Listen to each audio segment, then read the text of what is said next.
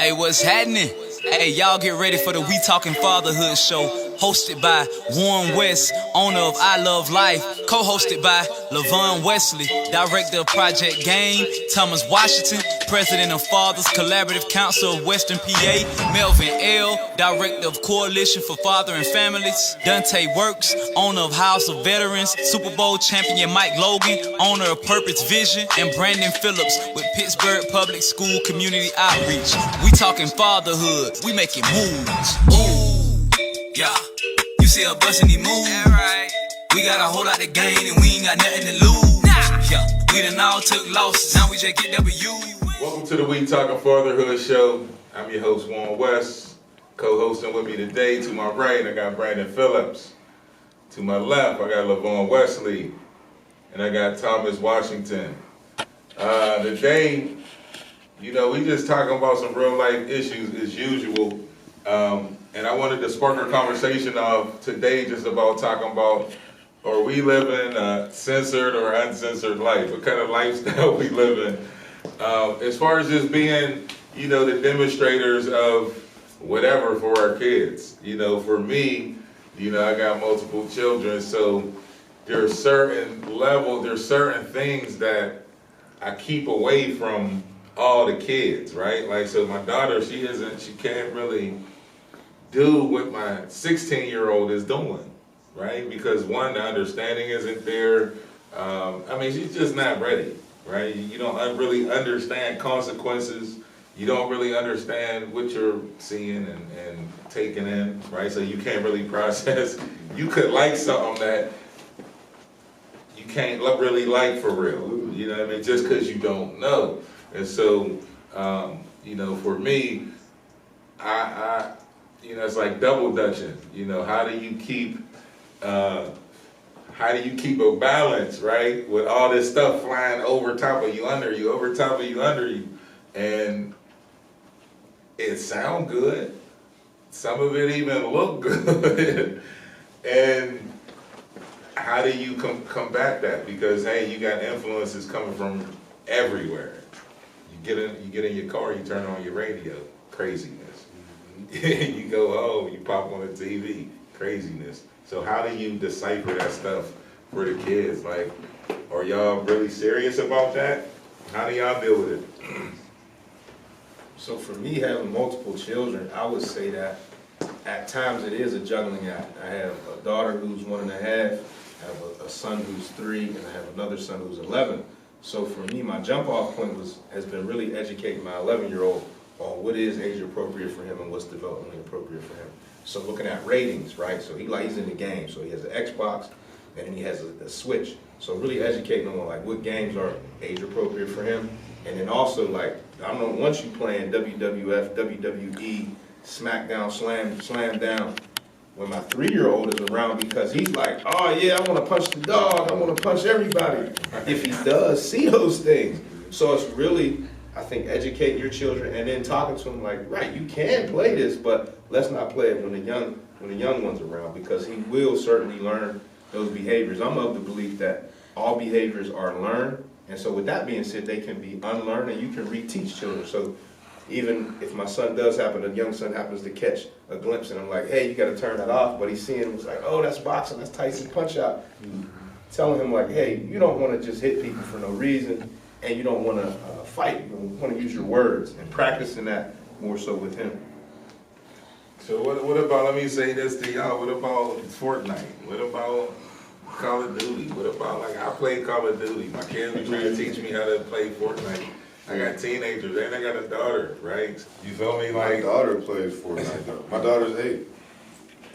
My daughter plays Mortal Kombat with me. That's one of our bonding things. We'll play Pac-Man, but she wants to play Mortal Kombat, so I let her play Mortal Kombat. It's tough, it's almost like, what do you want to model versus how you were raised? I was raised uncensored, good and bad. You know what I'm saying? So it wasn't always good, but it's like, I also understand I had to grow up a lot faster. So I had to contextualize things on my own and process them faster. With my kids, I would say I'm more of a looser parent because at the end of the day, like my son's 3, but I could have a conversation with him and he understands things. Like how you were saying, like I don't want him thinking he could punch anybody and things of that nature. Like I could like, hey guy, come here, don't do that. You want to know why? Bang, bang, bang, bang, bang, and then he'll repeat it to me. And then most of the times he won't repeat that action, you know. So it's just, and me being there, I'm willing to be there enough to keep correcting him as many times as I need to. Because I think I'm okay with exposing my kids to the things that they're going to already be exposed to. Some things, of course, there's an age limit on when that exposure needs to happen. You know, sexual things and things of that nature. I definitely believe that. But it's like video games, even some TV shows I probably shouldn't like. Like my son watches Bob's Burgers and asks to watch it. Like, can we put Bob's Burgers on? You know, but it's just like, I mean, hey, you know, I'm gonna have to monitor it and go as it goes, you know. So, and I don't have a problem with doing that. And I'm not saying that's for everyone, and I'm not saying I'm not going to make mistakes while doing it, but I'll be there to correct them. No, and I would say that what I hear you saying too is the education that goes along with, if they do see something, helping them understand, like, hey, this is entertainment. This is not what we want to do. This isn't what we do in our household. This isn't what I'm rearing you to do. But this is, you know, entertainment. Being a filter. It's almost like weapons. Like I have weapons. You know, I own legally handguns and things of that nature. My daughter's seen them. We have conversations about them. She knows what they're capable of doing. She knows don't touch them. You know, things of that nature. So it's like I don't like to hide things too much from my. So like she's 8. She's very, you know, she's an intelligent individual. So it's just like I'd rather, you know, if she see it, you know, a safe or whatever the case may be or anything, that we have a conversation about it instead of her being curious and her curiosity causes her to go try to do something slick behind, you know, to touch it or whatever the case may be. So you know, so it's just a lot. We got daughters, right? So what y'all think about the WAP? You know what I'm saying? What do y'all think about the explicit music? Are we listening to this stuff in front of the kids? And be real, B. Like, be real. Because look, you can't catch everything. But at the same time, I feel like I'm the right filter. Because I'll ask the right questions. I'll keep some things in context. Now, if it get too crazy, you know, we'll turn it off. And when it gets to a point where it's just too much. You know what I'm saying? Now, look.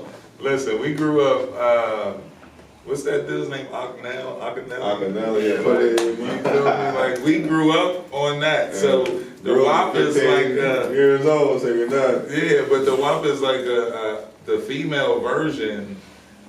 And so that came out in the 90s? Mm-hmm. And so you see how the times have changed, because when that came out, like, people was like, ooh, like, that is over the top. Mm-hmm. But now it's 2020, 2021, and you got videos out there, these beautiful women just doing whatever. So how do you keep those images away from your daughter? Because they are so attractive, but with no understanding, like, you know, it's tough, because guess what? You hear something on the radio, right? The censored version, right? And then you hit the switch on the TV and then you see, like, the original version. Mm-hmm. And it's like all types of crazy. So, you know, for me, you know, again, the question is, what do we say about this stuff, man? You know what I mean? Like, I struggle with it. That's why I'm putting it on the table, because I want to hear what y'all got to say. So I don't have daughters, so I have sons. So even in that example that you use, there's still content that's wrapped around it that is sexual towards a teenager. I have a 13-year-old, an 8-year-old. They may see those things. So once again, the content around it, right? Like, nah, turn it out. I don't even want to see the video. Turn it out, because I might be like, oh, okay, you know, I mean, that's all right. Yeah. But those are eyes, it's visual. But kids, I gotta understand that. Like, you may see something, it's all on how you react to what you see and how you understand it and the understanding of it. If you're a teenager, you're not developed enough mentally and somewhere to understand, okay, I'm gonna separate that, that's just music or whatever. And you take that, and some young men, as we were back in our day, we may be like, oh man, yo, you got that walk. You know what I mean? Like you're talking that way, but that dialogue and that conversation isn't what's it, right? Like we have to educate our young men on how to one treat a young lady, because if you're listening to that music too, not saying all, but some, like they may take it out of content and be like, man, I'm gonna talk to this chick just like this, right? That's not how you talk to them, right? So even for young boys, like understanding what they're seeing, having that content enough to be like, all right, cool, I know that's not cool, that's not how I talk to a lady or talk to any young lady. This is how, this is how I talk. That the right thing to do is to have that conversation with them, right? Like you said, like having those conversations. I play Fortnite with my kid. I don't know how to play that. We play Call of Duty. I be on there killing it. But you know what I mean? Like, but that's something that's a bonding time too. Like we play Mortal Kombat. We do all of that stuff. It's a bonding time though. You know what I mean? I think those are times that you bond, you talk. And even when you watch TV at night, me and my kids, we watch TV. We watch Hoops together. We watch dramas together. We watch TV together because that's a bonding experience. And if they have questions about, okay, what is this? Then we can talk about it at that time. So I think having those bonding times is very vital. Yeah. I mean, is it any different than taking your kid hunting for the first time? True. Gutting a deer, doing things like that. You're there to explain to them why we're doing this, the process of doing it, what's to be done, what's not to be done, et cetera, et cetera. So I think it's, it's all based on what the culture is within your household and what you feel comfortable with as a parent, because like you said, if you're active and you're there, if you're absent, you don't want your kid having access to all those things. Because at the end of the day, your absence is going to create where they see the one video and be like, that's what I wanna do, and that's this is how I'm gonna talk to a girl, whatever the case may be. When you're there, you know what I'm saying? Like, I can help keep things in context for you, baby girl. You know what I'm saying? Like, this is a music video, this is what this is. Right. In this house, these are the standards. In your mom's house, this is the standard there. Bang, bang, bang, bang, bang. And just go from there, because, like you said, you can't monitor everything. She might go over her cousin's house. One of the aunties might be the looser parent, and they watching the explicit part, like she's going to get exposed to it somehow. Right. It's just her knowing what the expectations are and what her standards are and what they are within your household or as a member of your immediate family, I think helps. The other pieces I would add to that are the education that young tweens and teens can get, right? There are classes about development, about going through puberty, books that you could read. Like one of the things I taught to my child's pediatrician is, there's a book called What's Going On Down There, like what's happening down there. And so reading those books and seeking those resources out, again, to pair like understanding about what's going on beyond yourself, but also understanding yourself. Knowledge of self is key, particularly for, young boys and girls. And I would say that piece is important too, that they're understanding sort of what their bodies are capable of and the capacity that, their bodies have in the world of development. What do we say to the fathers who are out the home, who are, who's having difficulty for whatever reason, but they want to be there, and their kids are exposed to this stuff. Like, because there's a segment of our community, as we know. If we just look at the numbers of the single parent homes, right? That there's a nice segment of folks that don't have fathers in the home.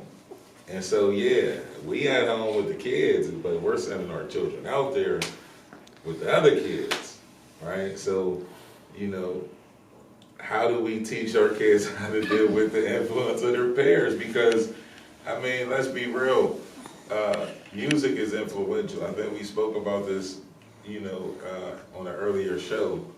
Music is influential. You turn on the music to get you hyped for the game. You turn on your music to, while you cleaning your house. You turn on your music to do certain things so you could feel good. Like, it's a feeling. It makes you feel this sort of way. And, with a lot of kids running around with no covering, with no understanding, with all these feelings, it seems like it's so easy for them to be confused. And so how does your child handle being in a group you know, with that type of influence where everybody's loose. They like, mom ain't at the crib or dad ain't at the crib. You know, it is what it is. You know, mom's working 2-3 jobs, so at some point mom gotta go to sleep, right? She gotta reboot so she can do it all over again. So that influence is something that I think about a lot as well. Is that, yeah, we're home with our kids, but then we gotta send them out there. So do we send them with too much? Do we, you know what I mean? How do you break that thing down? Dante said something.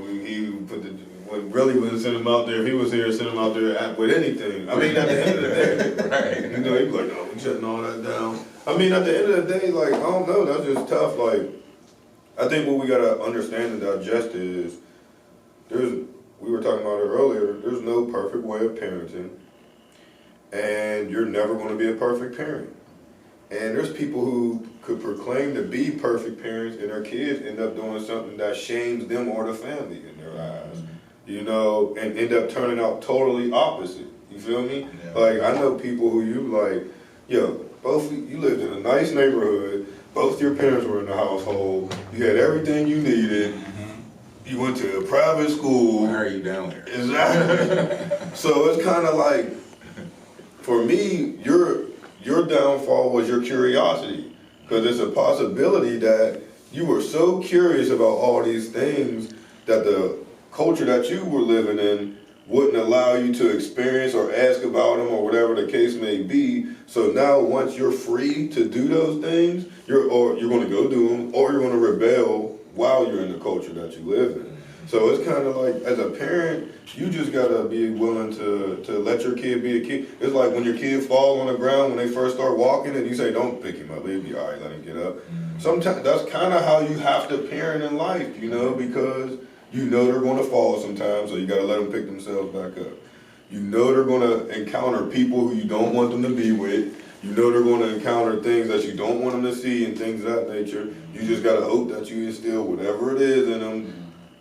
It works, you know what I'm saying? And if it don't work that night, you gotta hope that your kid, whatever you instilled in them, is able to either come talk to you about it, or That's the power in being there, right? or able to say, oh, I didn't like that, and this is why. I remember my mom or my dad told me about this, bang, bang, bang, bang, bang, and that one opportunity that they did that was the last time they did it, you know? But if you don't live at home, when your kid got social media and stuff like that, you gotta be on social media with them, dog. You know what I'm saying? If you don't live at home, use that as a way for y'all to communicate, tagging each other in pictures and stuff like that. So I'm on your stuff, I'm on your stuff, you know, and just talk to them as much as possible, dog. Like, that's all you can do. And I look at it as, you know, I always tell my son, my 13-year-old, like, yo, you gotta be comfortable in who you are, right? Like, you can't let somebody else influence you to do whatever you believe their lifestyle is, right? And I think that's hard for anybody to see. If you see somebody coming in,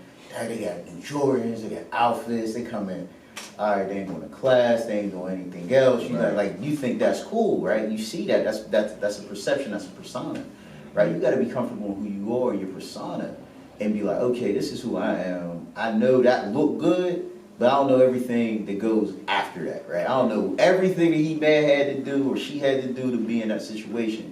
But being comfortable in yourself to understand, like, all right, this is who I am, this is what I want to do, and this is my path, right? My parents have put, you know, these traits in me, these skills in me, and given me all that they could, and I have to be comfortable in that, and then just, you know, navigate. Yeah, you're going to fall, you're going to go with it in crowd sometimes, but you got to figure that out too. Like, you have to decipher, like he said, like, you got to decipher who that is. And you're only as strong as your foundation. So if your foundation is trash, you're going to be trash. So I think that, like, kids, like, parents have to understand that. If it's a one-parent home, two-parent home, you know, however the homes are now, because in the 21st century it's a little different, but however the homes are, that foundation has to be strong across the board. I recognize that one of the things we said was, you know, when children fall down, they may or may not need help in getting back up. And so I think at the different stages of development, they're going to need different reinforcements, right? So young adolescent children may not need just picked up and dusted off. They may need console, you might have to hold them for a while, you might have to get into some books about, not fearing whatever it is. If it's a bicycle fall, if it's a skateboarding fall, as children get older, you may use different techniques and references to help them to be reassured, like you're there for them, and that, this journey's not even happening alone. I would say the nice thing and interesting thing about parenting is this is a journey, right? And so, we're all sort of early on into the journey, but what about when your child goes to college even, right? I know in college, half the time my parents would call me on days I didn't have class, right? And so I'm trying to rest, but they're like, hey, what you doing? You up? What's going on there? And so even at that point, that's when you have total freedom. You can eat ice cream for breakfast, all these things, but still there's going to need to be a certain level of engagement and education on your part as a father. And I would say the nice thing about our community is the idea of it taking a village. If your friends have a similar ideology, your son or daughter may not be comfortable talking to you about it, but they may feel comfortable, talking to Vaughn about it, like whatever they're experiencing, right? Whether it be trying to get some new shoes, or the idea of going to some kind of party or something. They might be like, is this really cool? But giving them the sort of people in their life around them to talk to them. And so I would say for the fathers that aren't in the home, trying to make those connections so that their children don't just have them, but when they're not around, maybe it's a brother, an uncle, or godparent, something like that. Hope your kid got some common sense. A lot of things we got through, it was really using common sense, trial and error, things of that nature. So, Understanding like life happens, right? Like when things happen, it may not be the end of the world. Like kids might be like, dang, it's the end of the world. Something happened. Like just letting them know like, hey, it's not the end of the world. You know what I mean? You have to figure it out.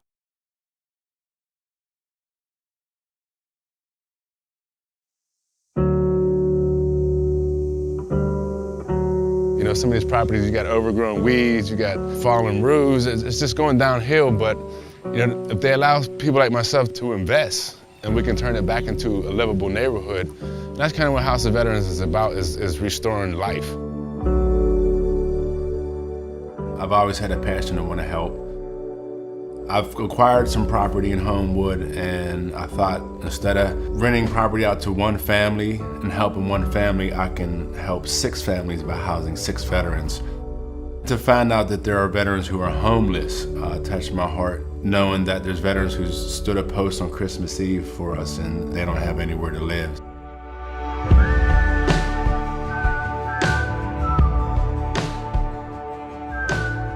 This home will be geared for more independent living. However, they'll still be under the House of Veterans umbrella. We want them to invite their family over because they're part of the recovery process. And so we take a lot of time to develop the house so that it's a place you and I can live. House of Veterans is a great partner for Bridgeway. You have an owner like Dante who had a dream and just needed a little resources to actually take his vision to the next level. And this is what we call the common area. That's where the guys hang out, they watch their football games, got the Nintendo. Like I say, each guy gets their own room so we don't double bunk. We do community service. We clean up, we keep our block looking nice so that we're giving back now. I served in the U.S. Navy, 1974 and 1986. I was on board 3 aircraft carriers. I worked on the flight deck. What brought me into being homeless, I was staying with my daughter and they had to move and relocate, so I had to leave from there. My son had a place, but that place was too small. I became homeless at that point. Well, House of Veterans is helping me right now to be able to get myself established. When I do leave here, I'll be able to be going on to my own place and enjoying the good things in life.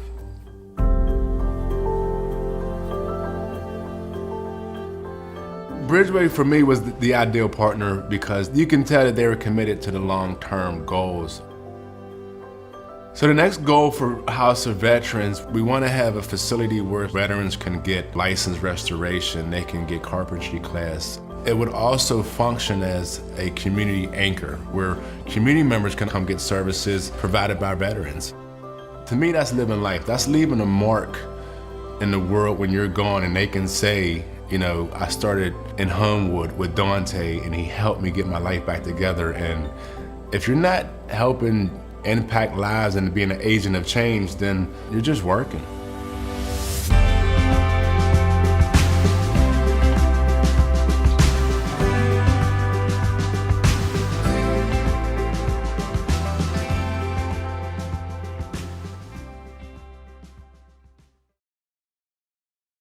For 30 years, Healthy Starts has been making sure that babies in Allegheny County reach their first birthday.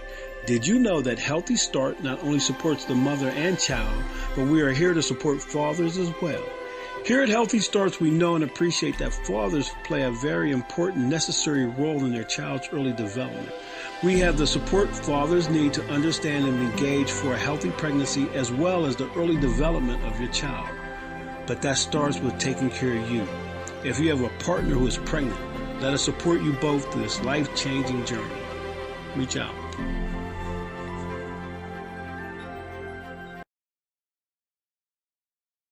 For more information on our fatherhood programs, please contact WeTalkingFatherhood@gmail.com.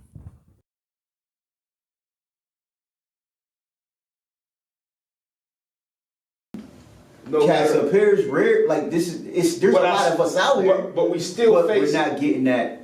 We're not getting that shine light either. No, I'm not talking about shine. We're not taking the initiative to be in hit. That's why they're saying. I'm saying this though. I'm saying there's many obstacles that come about. The thing Put is, it like this: if you encounter police as a black man encounter, you make arrested.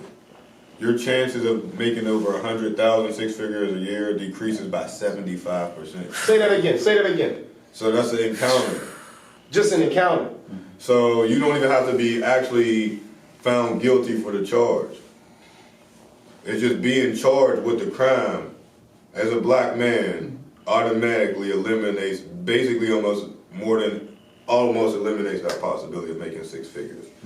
So, come on, I've been unfairly targeted before. You know what I'm saying? So, one person's bias and prejudice could ruin my life in America. And that trickles down and then causes a lot more problems, because now it causes problems at home where your wife or girlfriend or significant other is looking at you like you're weak because what? You work in a job, you might be working a temp agency, you getting laid off every other month or whatever the case may be, you're not bringing in that much money. Then let's be real, there aren't that many services for men to be able to go to lean on to get the help that they need while they're looking for a job or employment outside of unemployment. You know, so, and then as a man, you beat yourself also up because culturally in America and in most societies, the man's supposed to be the provider. Every man wants to be a provider. In some form or fashion, that providing may look differently from man to man, but even when we talk about the guys that go out here and do things that get themselves in trouble to where they're no longer able to have that opportunity of making 6 figures in America because they had to run it with the law. Then what are they going to tell you why they're doing it? Yeah, they're going to tell you they're doing it for survival purposes or to provide for themselves and someone else because of whatever their expectation of what providing is for them. And it's just like, I think those comments, to me, those comments are, they're frustrated with your situation. You know what I'm saying? So you're going to make blanket statements about black men when you mad about your situation. Your situation might not be as bad as you even calling it. Because like you said, there's good black men out here who don't get the credit they need from the woman that they with. So you don't even know, and you complaining about something, you might actually have a pretty good situation. So what are you doing to attract these people that's making you feel like this about black men? And that's what a lot of black women do. They'll encounter this, oh, I want this type of man, I want this type of man, I want this type of man. But you going, and this ain't no knock, because I go to the galaxy, but you looking for a man in the galaxy every Friday. You looking for the man in the phase every Friday. If you there every Friday and you ain't seeing what you want in there and you keep taking something home and it end up being what you don't want, how about you go somewhere else then? You don't even know what pool of dudes are out here for real. So there's a lot of things that goes, I think that goes back to self-hate to me. And it's another excuse to go date a white dude if you feel like dating a white dude. If you want to date a white dude, go date a white dude. But don't be mad at a black man for dating outside of his race too when you talking like this about us. And keeping it 100, you talking like this about us ain't about to motivate nobody to do better for you. At the end of the day. And that goes on both sides. Black men can't talk bad about women either, or black women either. So it goes hand in hand. At the end of the day, what black people need to do as a whole is quit talking negatively about each other in public, period. Because all that does is give other individuals who have ill intent the ammo they need to continue to pump these narratives and things of that nature with no factual, actual stats behind it, and we be just believing everything that's out here, cuz. So at the end of the day, black men and women just need to quit talking that stuff out here in public and all that stuff like that, especially if you don't know what you're talking about. And you need to review who you dealing with. Because I guarantee you, most of them women, if you go down the line of men they dealt with, they got all their similarities lined up. So you're dealing with the same type of dude. But true, and I agree with what you're saying and everything, but we also got to look at, like, there are a lot of men that are out here that aren't men, right? But that's white and black. That's white and black, right, true. But you don't hear white women saying, white men ain't this. Because we don't see it. We don't see it. They might be saying it. No, it's not publicized. You don't see that. No, you don't see it. I don't know. Hillary Clinton seen Bill Clinton. We know Hillary Clinton didn't even talk bad about Bill. There's a standard that they live by. That's the problem. Our community ain't living by that standard. That's the problem. We've seen multiple white men, prominent men, get busted for sex scandals with multiple women. Their wives don't even say nothing. They might get them in their pockets behind closed doors, but they're not saying nothing about white men ain't this, because I guarantee you this. White men are probably worse than black men because they're wealthier than we are. So if I'm a wealthy white man that got all this access and I'm out and about, more than likely I'm indulging in outside of my relationship. Most of these women stay with them because of the financial situation and just deal with it, yo. So at the end of the day, we don't hear it because they don't complain about it in public. Black women need to chill with all that. At the end of the day, identify what type of man you want and make sure you offer what you want in a man. You looking for a guy and you don't even have the same qualities that you in yourself that you want in another individual. So, and that's your ignorance coming out when you publicly displaying that stuff, because you probably ain't on point. If you're looking at a household, though, and you're looking at both man and woman being there, then that's two incomes, right? That's not just one, right? What I'm saying, and you know, I don't want to say like, oh yeah, we gotta, you know, we're all men are you know, we all have a problem, we all have a systematic issue, which black men do. There's a systematic. But there are men out here that aren't doing that. They don't want a job. They living off their girl. They're like, yo, you do everything and I'm just chilling, right? Just sitting on the couch. I've encountered that, you know, just working with some men. I'm like, what are you doing? Nothing. I ain't working. I ain't doing nothing. I'm just chilling. You know what I mean? I'm getting what she getting. She get food stamps. I get food stamps. You know what I mean? Like, that, what I mean by like, okay, when a lot of women are looking at things of that nature, when they say, okay, well, men ain't nothing, or black men aren't this, or black men are that, that vision in their mind is like that, right? They're not visioning Vaughn out here working 2-3 jobs. But when you say black men, you are saying Vaughn. Yeah, but I'm just saying, yeah, true, but in the same sense, it could be individualized, or it could be, you know. Well, she need to say Ron ain't. Yeah, Ron. Don't say black men ain't. Say Ron ain't, and then be mad at yourself for allowing Ron to continue to take advantage of you. Yeah. Like at the end of the day, like what's your standards? Mm-hmm. You can't complain if you got a certain set of standards because the dudes you complain about wouldn't even be able to be around you. So your standards is not on point. So you complaining about you at the end of the day because you dealing with whatever your standards say you dealing with. So if you're dealing with Ron, who eating the noodles, playing Fortnite and Call of Duty all day, and he never got a consistent job, but you coming home cooking, picking up the kid from daycare, I'm gonna do that to you then. That's on you. So at the end of the day, don't say black men, Ron ain't shoot, and reflect on what you're doing and adjust your standards. But you don't want to be what? Women don't want to be by themselves. They don't want to take the time to find themselves sometimes. So they'd rather be laid up with somebody who ain't good for them instead of really being by yourself for a minute and identifying what you want. So that's a maturity thing that they got to deal with. And that's something, when we might have a single parent household and you don't have your dad around, you need a man around you to make you feel good, or even if it's not the right one. So maybe that, so it's just a lot of things that go into it. I would just say to the women who think that way, that black men are weak. No. For whatever reason, and I'm only speaking about what I overheard and what I'm reading. I would just say that what Cuz said, one, you gotta, who you around, one, for you to be able to, I think that's an angry type of statement, you know what I'm saying? So who are you around that allows you to kind of categorize us as this? And you got a son, right? So if these men are weak, and we know dad ain't at the house, who's raising these weak men, right? And this is where the father's got to step up. This is why our role is so critical. Mom, she's capable of doing everything, absolutely. But should she? Absolutely not. Because it's unfair, you know what I'm saying? So fathers have a big role to play in solidifying the foundation, right? Creating the lifeline, creating the connection, even if you're out the house. And so that leads us right into what I want to talk about. And I think we really should lock in on talking about this moving forward because, listen, we know our issues as black men, as fathers, right? We know them. It's well documented. You know, black men getting profiled, the racial injustices, all the inequality. You can just go on and on and on, right? But I'm to the point where it's like, okay, we know this stuff is happening. What are we doing about it? Where's the reconnect? I want to focus on how do we. Our earlier focus for our first few shows was focusing on the disconnect the fathers had with the families, right? I want to start talking about the reconnect, right? How do we reconnect that disconnect?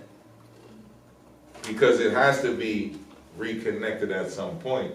Now, here's the deal. We know that, especially in our culture, that the village type of setup is how we kind of grew up. That's in our culture, you know, African culture, pretty much. And so I think, you know, we should be mirroring those type of lessons, you know, from our ancestors, because I believe that's what it's going to take. You got so many men outside the house. You got so many kids inside the house. You have so many irresponsible fathers for whatever reason. But then you got us. Then you got guys like us. We're not perfect. We make mistakes. You know, you just can't, but we are the change, right? Just like your shirt say, be the change. So we have, through history, we've seen the injustices, the inequality, and we're at a point where it's time to move forward, right? And so what are some of the things that these fathers can do to reconnect with their children? And I'm just talking about foundational stuff, right? You can't see your son, you gotta find a way to make that relationship a relationship, right? So what are the things that men can do? What are the rights that men have, fathers have, that can give them the courage? Because it's, for real, if you don't got the knowledge, you won't have the courage to kind of go and step to whatever it is. So what are some of those things that fathers could pinpoint or do to reconnect with the unit, man? Because that's the key. Sometimes I think it is engaging a safe mediator, right? So if two folks are polarized, two parents are polarized, the child's kind of left in the middle or left with the mother, the father might not be able to engage with the mother for whatever reason. Finding a safe mediator, a person who may be her relative or maybe his relative, but is a safe person that she feels comfortable with, to begin to say, hey, how can I get a visit scheduled, right? How can we work through this to give me opportunity to see my child, even if that means filing for custody, right? But again, I say start with a mediator, start with a safe person. I don't believe people will engage in anything if they don't feel safe. And so a mother, I don't believe, will engage if she doesn't feel safe. And if the father has caused any sort of angst for the mother, she may not want to engage. But if he's willing to reach out to her sister and say, can you help me to get an opportunity to talk to my child? And let mom know, like, I want to be able to at least talk to my child.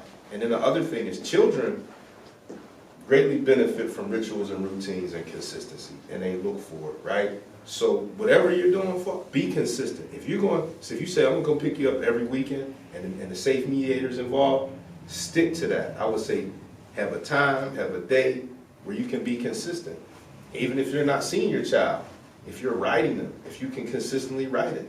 If there's fathers who are incarcerated, write them consistently, right? They will remember, and they may even keep the letters, right? If that's the case, and even if you're not incarcerated. Those are strategies and interventions to engage from a distance. I mean, absolutely. I mean, if it's to the extreme, absolutely. You gotta exercise your rights as a father. So you can't be afraid to file for custody. Let's be real, no, as a black man, you don't wanna file for custody. Cause you don't wanna go downtown and then you don't do it, it ain't free for you to file. We gotta pay, so don't complain, pay the fee, file. I think it's 500 or something like that. So, 380. So, file, if it's to that extreme. But also what I would say is this, someone who, me and my daughter's mom aren't together, and it was super tumultuous, and my daughter's 8. It's been rocky all about 7 of them, you know what I'm saying? And what I had to learn, and we've been communicating so well for the last probably 5 months, and I almost messed, and I catch myself. You gotta read. You gotta read. I think as a man, you have to read. Anything you wanna do well, you have to read up on it. I'm not saying you gotta go and read a 300 to 500, 600 page book, but if you and your girl aren't communicating well, you go to Google and Google best ways to communicate with a woman, or with my significant other, or with my mother's, or my child's mother, or whatever. You will get a list of strategies from all different philosophies. There will be more than one strategy that you could find. But I say that because at the end of the day, when you start self-reflecting and reading, you'll start paying attention to your flaws, because you do got a role in bad communication that you're having with your kid's mom, period. And I'll just use this as an example. My daughter's birthday is coming up. And my daughter's mother called me the other day and wanted to talk about it, what did she want? She always does a big party for her, and she doesn't know if she really feels like doing it this time. And I came out my mouth, you letting her bully you, see? And then she went off on me. Then I said, you know what, I'm sorry. You spoiled her a lot to where, so I had to defuse that situation in the past. We'd have went back and forth. It wouldn't have been no bringing that back. But I had to realize I used a trigger word for her that triggered her to react that way, was you let her bully you, and she probably, what I'm saying? I probably said that in a past, argument or whatever the case may be, and that's not the case. So, and then the rest of our conversation went well, and we pinned down what we're gonna do for her birthday. Good, end of the conversation, hung up on a good note. So it's just understanding what your role is, and as a man, a lot of times if our relationship's hard to see our kids, we got a bad relationship with our child's mom. So anytime she do something, you on the defense is ready to go. Vice versa. As the man, even if you're not with your child's mom, you have to be the leader, yo. And that's something I'm really starting to understand. And you have to lead by example. So even if she's tripping on you, you have to be the calm one in the situation, because if you're not, it's never going to change. But once she see you change how you function and willing to communicate, she's going to have no choice but to change the way she communicates with you. She's going to be more willing to communicate with you, and she's going to be more flexible with you with the things that you want to do with your child, because you're setting the tone and you're setting the example. So, I'm a firm believer at this point in time as the man, if you're with your child's mother or not, you have to be the leader regardless. In that, even if she got another man, you and her still got a relationship. So you have to be the leader in your relationship. It sounds like, too, there's a certain way you're leading. It sounds like maybe in the past you've been a leader, but you were leading in a way that was not with humility. It sounds like you were willing to backpedal a little bit, apologize, and I think leading with humility often, in many instances, gets you way more success, and I believe it also helps folks realize you too are human. We're all flawed. None of us are perfect, as Juan said, me included. And so leading with humility, a sense of humbleness and kindness and gentleness, one is going to get you a lot further along in the relationship. But I also believe your children will, if they do see those moments when you apologize and sort of regroup and reconnect and move forward in a positive way with the mother of the child, I believe that creates a model and almost an archetype for them to follow. And if it's a daughter, understanding that a male or a partner that engages with her needs to have that same rhythm.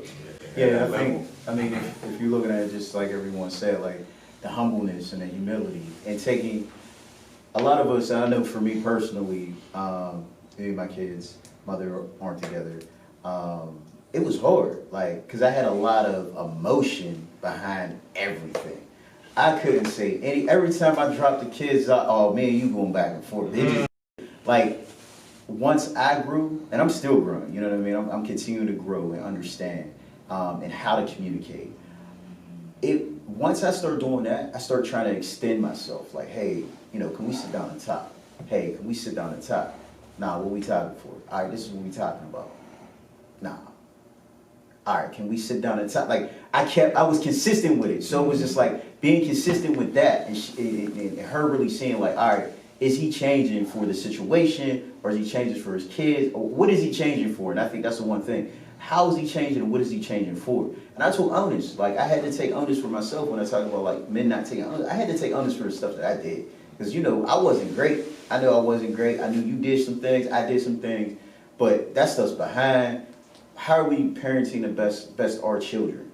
And I think a lot of men are like, man, I already talked to her. I extended it. She ain't take it. Oh, well. Nah, you got to keep going.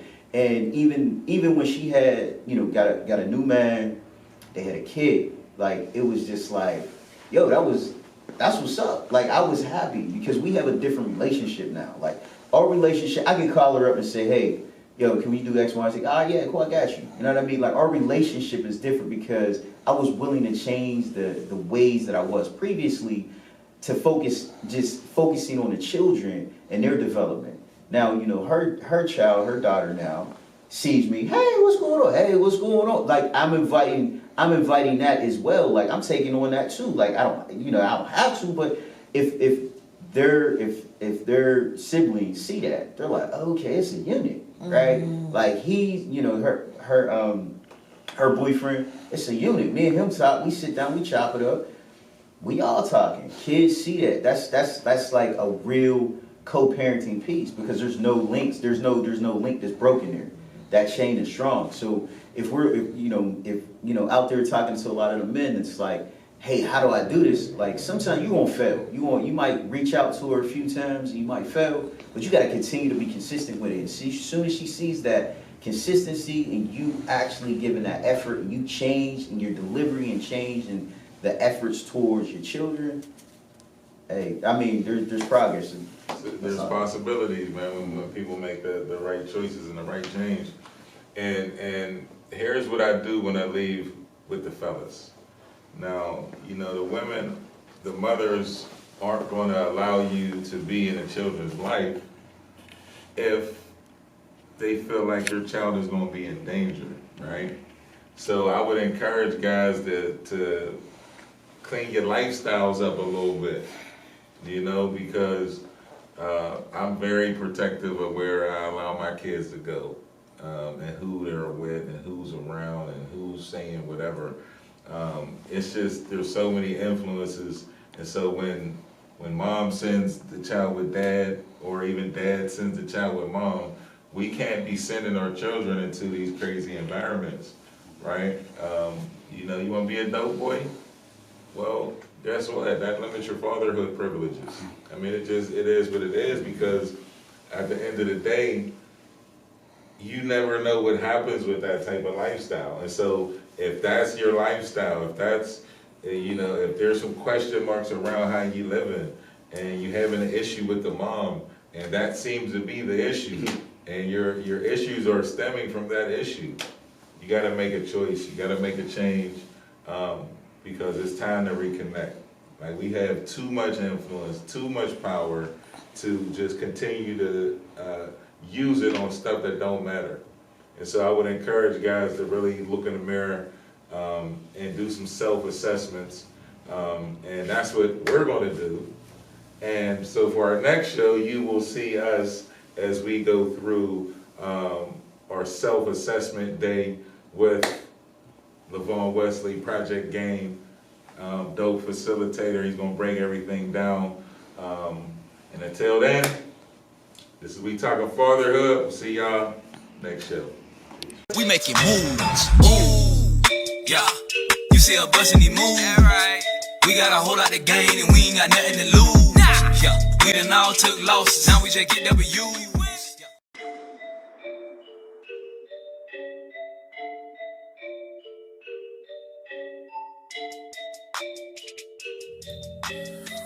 What up, y'all? It's your boy Warren West, Coach Warren, aka Mr. Fatherhood. We Talking Fatherhood.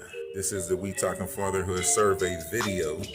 Listen, if you got something you want us to talk about, fatherhood is close to your heart.